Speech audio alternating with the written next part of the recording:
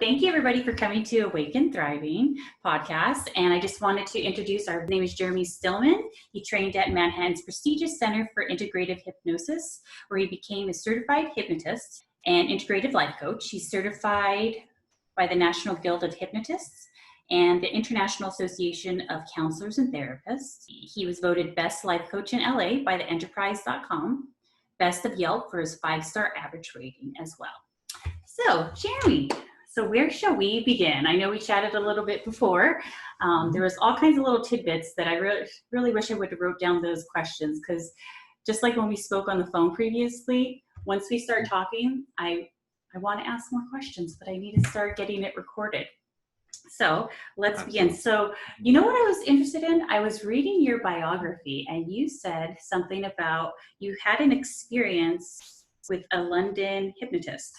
And you said that was kind of profound for you. I'm interested in that. Can you tell me a little bit more? Absolutely. Yeah. And by the way, so good to be here with you today and have this discussion.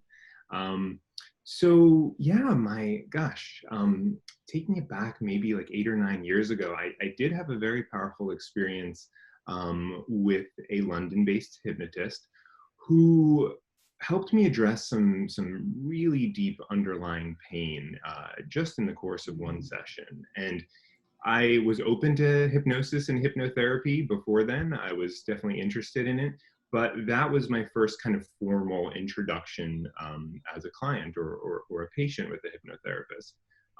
It was the case that I had been actually really holding on to a fair amount of grief right in the aftermath of my father passing. He passed from cancer, lost a long and pretty ugly battle with it over the course of 6 months. And it was something that when I went to this hypnotherapist, I didn't even realize that I had been, holding on to a great deal of pain, a great deal of grief, and even a sense of responsibility at some subconscious level for his death and passing. And so to be vulnerable, it was an extremely powerful experience, because I had physical manifestations of that emotional kind of physical pain that quite literally vanished overnight after our session, and I felt 1,000 times better. So it was after that I really began to probe even deeper into what is hypnosis, what is hypnotherapy, what's at play here, and how can we leverage it in very powerful ways. And so again, the interest was there before, but I would say that experience just kind of really solidified my desire to kind of dig deeper into this work and understand the subconscious. Okay, so what you were holding on emotionally was coming out physically. Yeah. Is that what was happening? Yes, that's what I truly believe. I mean, the connection between our emotions and physical manifestations of illness is one that I think more and more is being established in science and neuroscience today. I am quite confident in what I was experiencing physically was something that I was very much holding on to at a deeper subconscious level, and something that through this type of work I was able to release in a very short span of time. Yeah. And each session, how long is each hypnotherapist session usually? Yeah. For my purposes, I keep it to an hour. Sometimes I go a little bit beyond an hour if need be, but I typically feel like the bulk of my work can be done within 30 to 40 minutes of kind of, really being in there. Okay. And so you do it in your office, and then you do it online as well, like what we're doing right now, right? Mm-hmm. So when you're doing it online like this, this is because I've never been hypnotized. So are we laying down while you do this, or would somebody, like for me, would I just be sitting here? Or do you know what I mean? Yeah. Absolutely.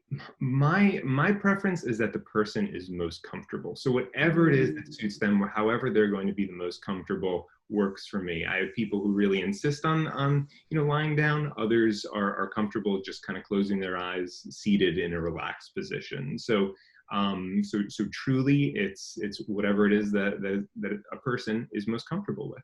Okay. Can you describe to me kind of what we go through? Like, what's the beginning process of just going in for a session? Because I mean, I could imagine what it is, but I've never experienced it. So I'd love to hear kind of what to expect on a hypnotherapy session. Yeah, absolutely. I mean, I have people coming to me with all different kind of levels of experience, but as you might imagine, the majority of people coming probably don't have a lot of familiarity with Yeah. hypnotherapy or hypnosis. A lot of times they just heard from a neighbor or a friend or a family member, oh gosh, this worked on me for this or that issue, and so they're coming with a degree of openness, but also maybe a little bit of kind of nervousness or not knowing what to expect. So I like to sit down and spend some time really keying into what issues are going on in a person's life on that particular day, to understand what the nature of the problem is, and what their goals are, and just kind of check and really do a little bit of digging just conversationally as far as what is it that's going to be this person's priority, and what success would look like. And then also just establishing that hypnosis and trance are actually very natural states that we're entering and leaving all day long. It's kind of a funny way to think about it, but each time you're kind of engrossed in a good book, or you're watching an amazing movie that you're really into, that's a deeper brainwave state. That's a state of trance, which is why there can be things that are happening in that movie or book or whatever you're kind of immersed in, that can really have a big emotional impact, even though in the back of your mind it might be a fictional movie you're watching, or this or that. There's a certain suspension of our belief, and allowing us to kind of go along with the story of whatever it is we're exposed to. So I just like to demystify hypnosis in that way, to let people know that like trance is actually a very natural and native state for us as humans. I What feel would like you? I've been in that trance state before, like for sure. But I usually Yeah. get startled because I'm so focused on what I'm doing, and I'm awake, I know I'm awake, but someone startles me, and I will maybe scream a little bit Yes. because I'm so engrossed in whatever I'm doing. And I'm assuming that's probably a trance state because everything else kind of fuzzes a little bit around me. Absolutely. And we've all had these experiences, I think, in one way or another, but certainly that kind of startling, experience you discussed, it's the experience of you kind of moving from probably a deeper brainwave state to a lighter brainwave state. And certainly, within that, I mean, again, people like advertisers certainly know that even though we're riding on the freeway and we're seeing all those billboards just out of our peripheral awareness, they still know that it's getting kind of absorbed Yeah. at some level by our consciousness. And so there's many different ways that I think we can kind of frame and contextualize hypnosis and trance, and in very interesting ways, because I think the argument could be made again that just most of the time we're going around in a state of kind of hypnosis or trance in one way or another. Because that's kind of like because most of us function daily on our unconscious. We just kind of do routine, habit, and we don't really change that. And that's where hypnotists would come in, because you would go deeper down into that subconscious to help change that, right? Yes, absolutely. It's really good points you raise. And what I think is important to state here is that what I deep down consider my job is actually being a dehypnotist, actually helping to dehypnotize people and get them out of these kind of rote behaviors and activities and patterns that they're engaging in, that at some level are not really aligning with what their conscious intentions are. So it's that experience of, oh man, I went the whole week and I didn't go outside, or I didn't exercise at all, or I was eating kind of poorly. We can have that conscious awareness after the fact, but what was happening that whole week when we weren't kind of engaging in this behavior that we knew would be the most healthy for us? Well, we were essentially just kind of allowing our subconscious to kind of run these old programs and ways of doing things that kept us safe. Yes. Yeah. So it's those kinds of reactions that I see kind of as unconscious trance states. And my job, as I see it, is to be able to help people kind of break up these old patterns, allow them to shine more consciousness on these unconscious patterns so that they're more aware. And yeah.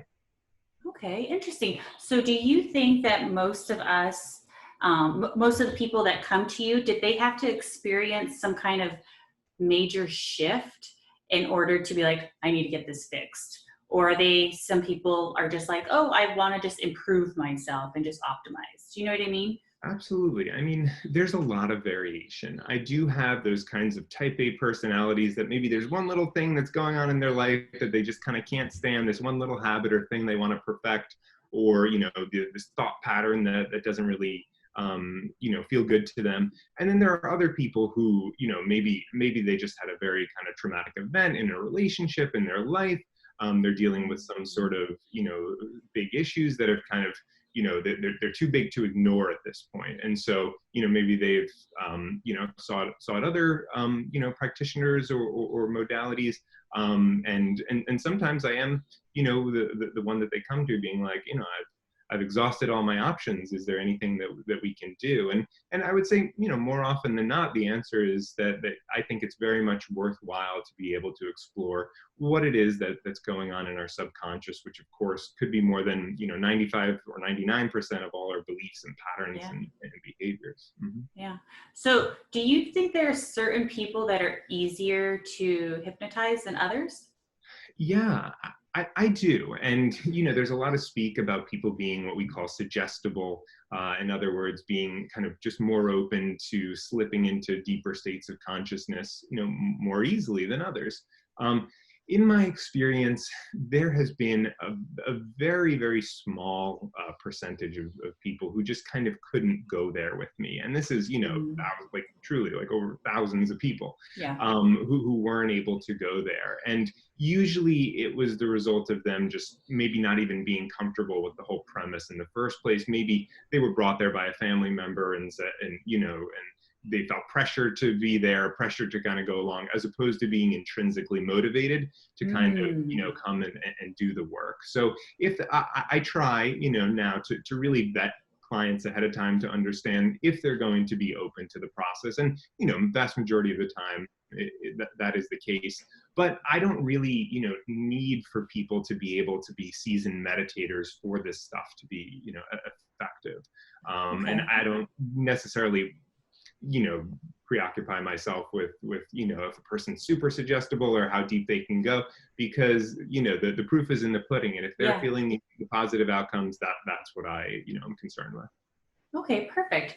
Some people come to you for pain, right? To try to alleviate that, right? So I was reading somewhere about regression helps with pain.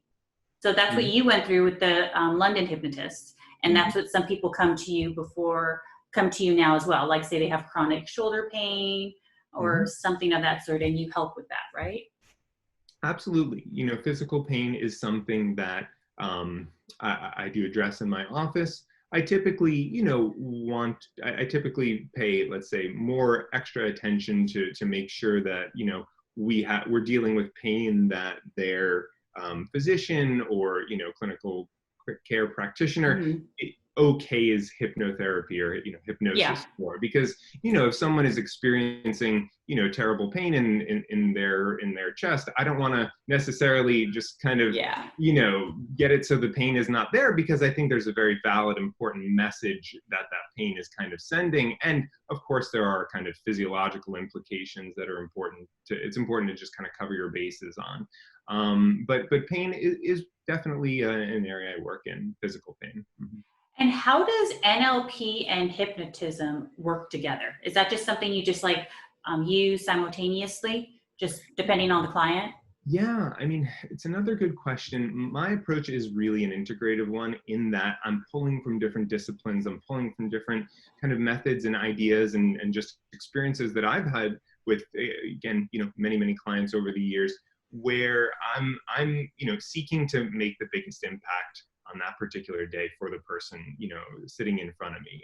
NLP is, it's not a science like hypnotherapy. It's not a, hard science, but what we're seeking to do there is ultimately help to positively influence a person at a subconscious level. And it can be done more conversationally. And that's what I would kind of that's how I would categorize NLP. It's kind of like conversational hypnosis, conversationally tapping into a person's, subconscious, their emotions, their beliefs, thoughts, and all of that, but without needing to necessarily get them into that relaxed, receptive state ahead of time.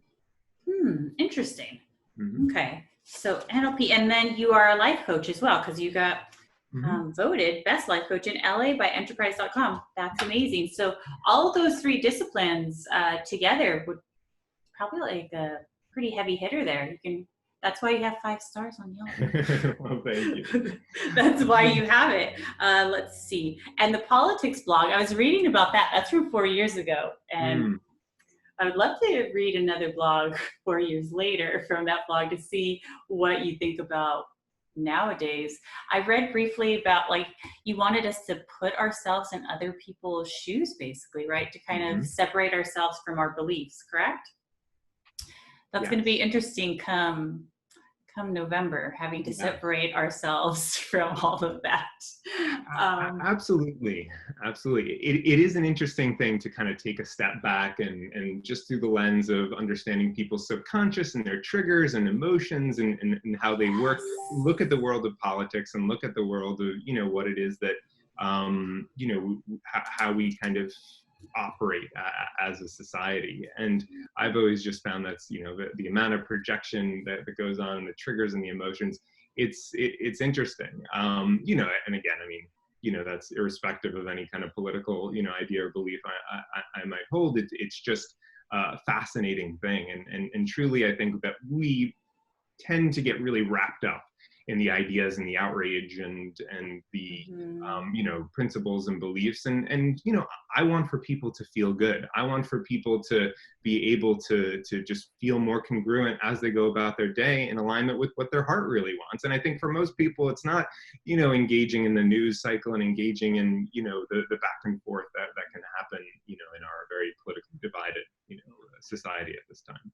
Definitely. What do you think about, and this is it's on subject, but I feel like this happens a lot. A lot of people get into a really good job, a really corporate job, and then they wake up 15 years later and they're like, I'm still here. I feel like there's like a trance state or like a routine or a habit state that occurs. People aren't happy, but they're still doing it because it's like a habit. And I see that a lot in corporate America, and it's stunning to me, but I think it's kind of what you should be doing. So people just keep on doing it because everybody else is doing it, but nobody's happy about that. Absolutely. Certainly there are some people who, are in the corporate sphere and they love what they're doing. They feel very fulfilled and that's wonderful. But, I can think of just so many examples of people who have just kind of been in a position, often professionally, where they're just going through the motions and they start to really have that emptiness, creep in, be it 5, 10, 15, 30 years later. Yes.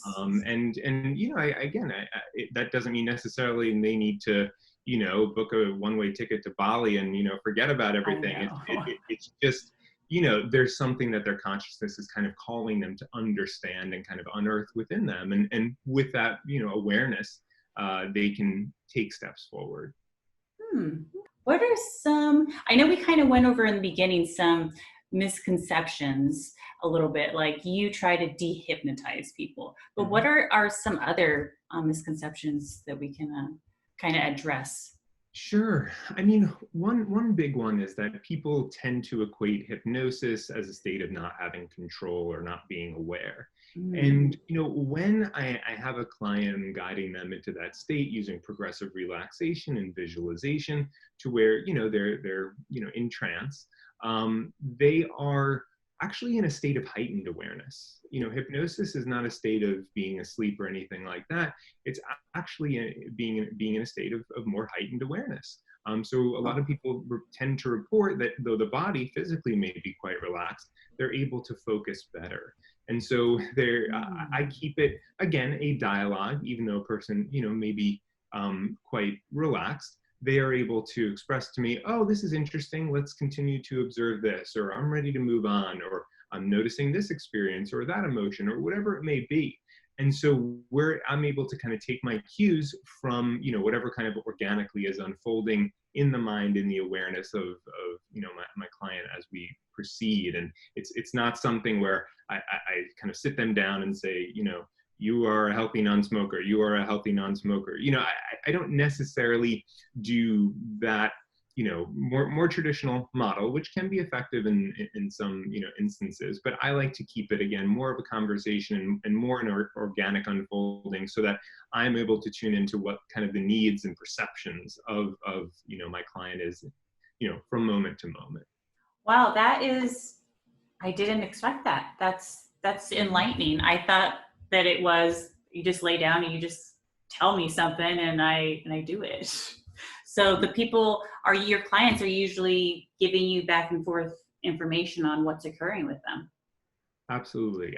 I've just found, over the years that provides the best outcomes.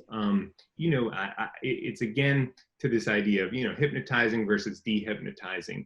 You can kind of inspire a person or let's say, create maybe an aversion between a person and cigarettes and get them to really be averse to cigarettes. But if we're not really addressing the underlying stress that's contributing to that attachment they have to cigarettes in the first place, I don't think we're going to get very far. It's just that we're going to transfer that stress to another limiting, pattern or behavior. So what I found, is most effective is to be able to kind of, bypass even what at the surface is manifesting as this one attachment to cigarettes and see what it is that's kind of fueling it at a very core level, and doing the processing and release work there. Okay, so I could imagine that can be used with a lot of different things, like even weight loss. Some people that compulsively eat, like maybe there might be some underlying thing from there. Even people that are anorexic or even just have any kind of body issues, there's definitely something underlying that needs to be addressed. Absolutely. I mean, it's I'm the first to say and share with people if I don't feel confident for, a job or an issue that they're, coming to me with. But by and large, because the subconscious, dictates so much of our experience in life, and because emotions are kind of part and parcel of what the subconscious, operates on, there's just such a broad range of issues we can, in my experience, effectively address through this type of work. See, I knew I needed to see you last year, and well, I've seen you now. So once everything's all said, I do need to see a hypnotist. Just to I think I'm type A though. I am type A, so. But that's okay. I already know what I am. Let's see. So what do you wish you had known when you started out in this profession that you know now? Is there anything? I mean, for me, I've been very fortunate in that I segued into this career about 8 years ago, in a way where I was just so, I was so excited about it, and I had a lot of passion and curiosity. So in terms of my practice and allowing it to unfold, I never really was kind of stuck in a rut, you could say. I always felt like I always was building, but the thing that I think a lot of, healers sometimes experience and struggle with is, how do I get my name out there? I just want to have a good session with the person in my office. Why do I need to concern myself with self-promotion and online and SEO and all these other things? And so I think for me, kind of, if I were to, talk to my, self 8 years ago, it would just be to kind of give some tips in terms of how to be able to feel confident in getting out there and know that it's okay for you to talk about, what it is you do confidently, because it really does help change people's lives. Yeah, I think so too. How do you think this would play, or how do you envision it integrating in with Western medicine? Do you see that? What do you think about that? Yeah, it's a really excellent question. I mean, I definitely believe the future is integrative, and that being able to pull together, different modalities from alternative medicine and also the mainstream approach is important and good. And that's what I love about kind of this podcast and, what you're birthing here, because it's kind of like bringing together and integrating the understandings we have from all sides of the spectrum, right? Yes. When it comes to health and healing.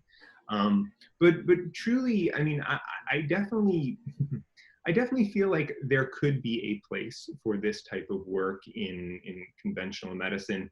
I feel like it is difficult to quantify this type of work. And you know, the example I like to give sometimes is if you have 100 hypnotherapists and they're using the same exact script, and they try it, you know, out maybe even on the same person, you're going to have 100 different kind of outcomes and impacts, because I see the healing as kind of a co-creation. You know, I'm bringing, you know, my certain energy and approach, and it's going to be different from the next person, and it's going to be, you know, received differently by different people. And so, you know, it's not something where we're just giving one pill. Even again, if we are saying the same words, we're going to be saying it in a different way. We're going to be, you know, kind of having our approach be different, and having our response, you know, be different to what feedback we elicit. So I do, you know, in theory, think it would be wonderful to be able to kind of pull it together with Western medicine. At the same time, I think that it would be hard to kind of quantify, you know, what it is that we do, and separate, you know, out the more effective, you know, treatments from less effective treatments, you know, in this world.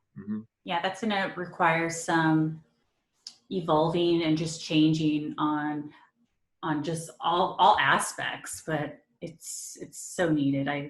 I've worked on in Western medicine alone, just what I've seen there. It's needed, absolutely, 1,000%, but there's another total half that we really need to fold in just to really optimize us. Like, I would love to see that. It'd be amazing. Yeah. So is there anything that I didn't ask that I probably should have asked that I don't know to ask? Because I don't know, you know, I'm new to hypnosis. So. Sure. Gosh, I mean, there's so much ground to potentially cover, because you know, when we're dealing with something as expansive as our own consciousness, you know, there's a lot of interesting moving parts to kind of examine. But I mean, you know, ultimately, I guess, you know, my you know, message and what kind of motivates me is helping people to this work is ultimately about helping people to understand themselves, helping people to kind of unlock their own potential, heal, you know, understand what it is that they truly want in life, and be able to kind of go after that. Because the nature of the subconscious is it's very multifaceted. We have a lot of different kind of conflicts, you could say, brewing internally, which is why, you know, I may know that it's, you know, not the healthiest for me to smoke cigarettes, but I'm out there smoking a pack a day anyway. So it's that kind of internal conflict that, you know, when we give the time and attention to understand that there's multiple, you know, kind of conversations happening internally, with this vast supercomputer that is our subconscious. The more, you know, we can kind of shine light on that and help a person to self-illuminate, it opens up the door to a great deal of healing. And during all, like, so how many sessions does somebody usually need? Does it just depend on how receptive they are, or what they come in for? Yeah, it's a great question, and one that's almost always impossible for me to answer.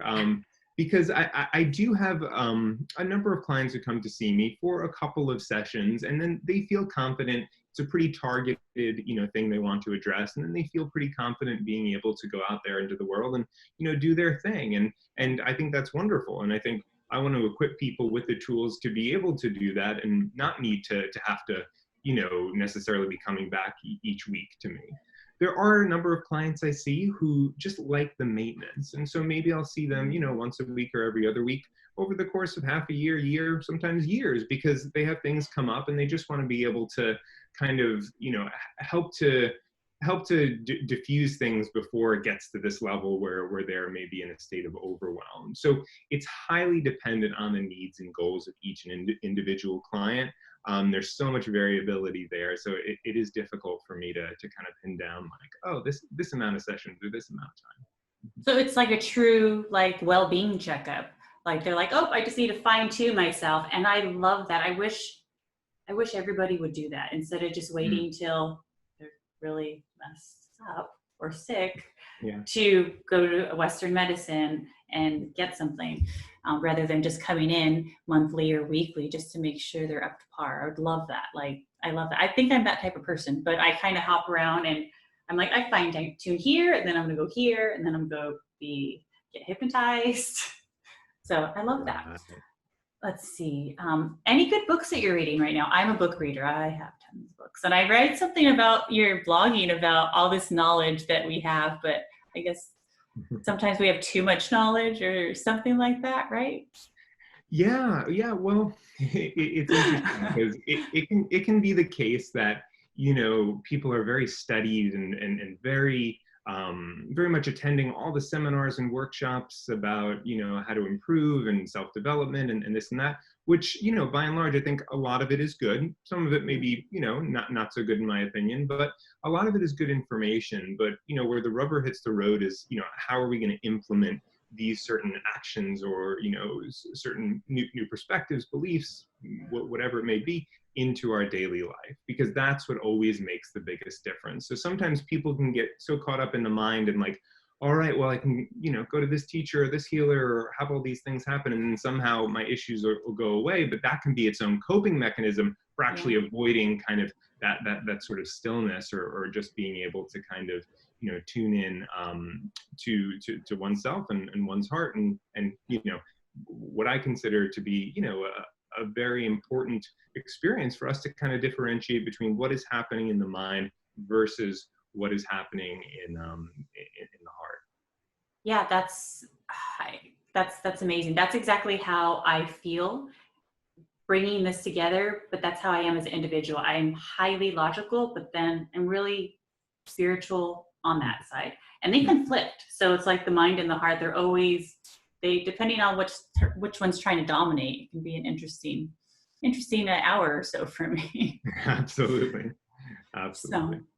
let's see if we covered a lot of, I think we covered a good amount of time. I'm glad that you have time, because we went over, but I feel like it just flowed out, like everything Yeah, needed to come out. So what do absolutely. you think? Anything else you want to No. leave everybody with? No, I mean, I really appreciate the opportunity. It was so fun, and I think these conversations, you know, again, are really important and wonderful. So thanks so much. All right, thank you.